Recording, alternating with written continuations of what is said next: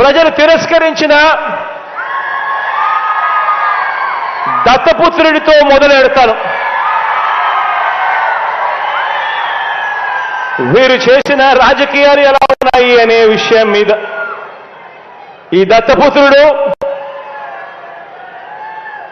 పక్క రాష్ట్రంలో ఈయనది శాశ్వత నివాసం.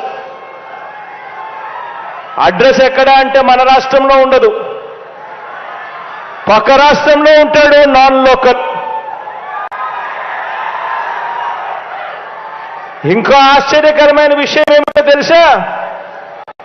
పక్క రాష్ట్రంలో శాశ్వత నివాసం ఉంటూ పక్కవాడు సీఎం కావాలని ఏకంగా పార్టీ పెట్టిన వాడు బహుశా దేశ చరిత్రలో ఎవడో ఉండడు ఈయన తప్ప.